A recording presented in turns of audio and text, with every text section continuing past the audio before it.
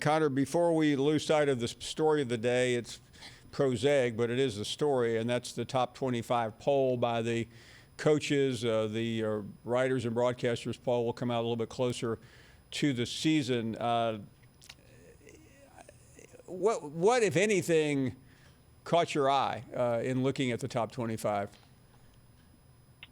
Well, I think that, you look at really the fact that Georgia at number 5, right? That's the one that I come back to that I'm really curious about, because I think Georgia could be the number 2 team in the country to start off.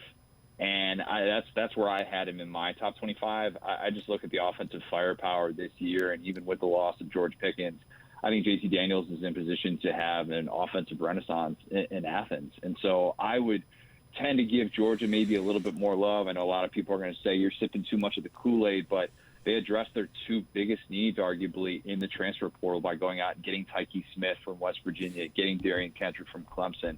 And I think that this is a team right now where if you're Kirby Smart, if not now, then when? You have the pieces in place, you have the personnel, you have the schematic, the identity to be able to compete with some of these teams. He talked about how he doesn't feel like Georgia is now behind these other elite SEC offenses, and I kind of agree with him. So I would have had Georgia a little bit higher, though understanding that Alabama is still cream of the crop in the SEC, and the defending national champion getting that number 1 overall spot, not incredibly surprising. But, yeah, I had Clemson 1 and Georgia 2, and then Bama at 3. So I'm a little bit different just within the top 5. Okay, well, I was daydreaming there, so let me go over that again, Connor, just so the audience heard you correctly. It seems like I missed it. Repeat again your top 3 for the audience to digest. So I have Clemson at number 1. I think that this is going to have a very 2018-like feel with Brent Venables in that defense and that defensive line that is just going to feel unfair at times, especially if they can get through that Georgia matchup. But I have Clemson as the number 1 team in the country to start off this year, and then I have Georgia at number 2. I have Alabama at number 3, and then Oklahoma at number 4 with a better shot than they have had at any point of the playoff era to win a semifinal game. And I know I've said that on your airwaves before, but yeah, I think if Georgia and Alabama stepped on a football field tomorrow, I think Georgia would win. So that's why I had Georgia ranked ahead of Alabama to start off the year.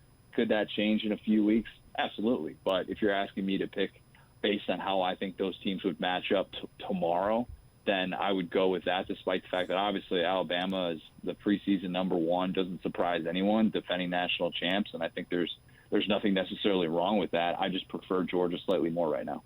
Yeah, and Connor, I don't mean to be stumbling here. I'm checking with the producers of the show because we're not really sure that a guest is allowed to say Alabama number 3 in the country. I heard a couple of comments about that, and I'm not anti-Alabama. I mean, I think I've picked Alabama. We are not accusing you of being anti-Alabama, but you've just come on the Alabama network here and said Alabama's number 3 in the country. That's all. I'm just trying to find out whether we can. We can't do anything about the live version, but this show replays. I think at like 1 o'clock.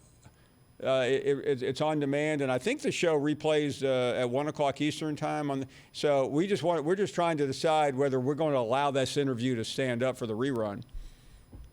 That's fair. Just bleep it out. I'm totally okay with that. If you got to do actually, you know what? Do like a voice dub.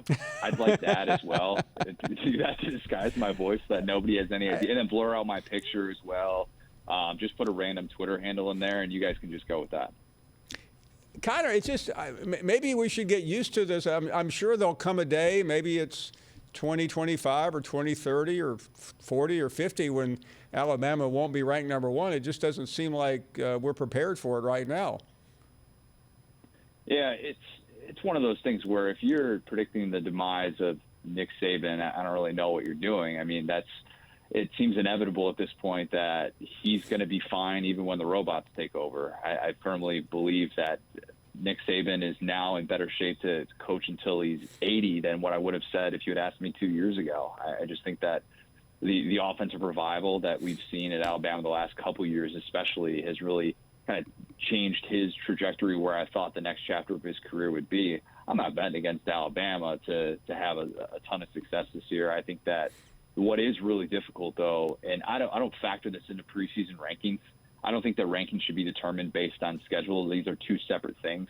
But I do look at the first half of Alabama's schedule, and I say that is the most difficult first half schedule that Nick Saban has had as a head coach at Alabama, even more difficult than 2010 when they had that run of top 25 opponents leading into that very famous game against South Carolina where a certain Stephen Garcia stole the show. And what a lot of people talk about is, yeah, that's the last time that Alabama lost to an SEC East team. It's also the last time that Alabama lost to a team ranked outside of the top 15, which is just incredible to think about.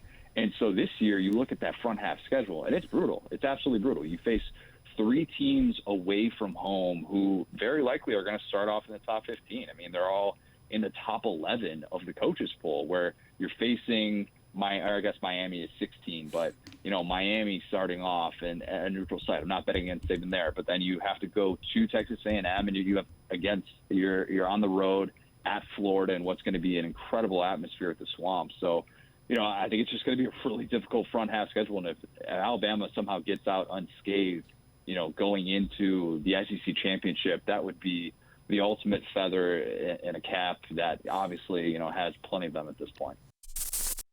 Thank you for watching ESPN on YouTube. For live streaming sports and premium content, subscribe to ESPN+.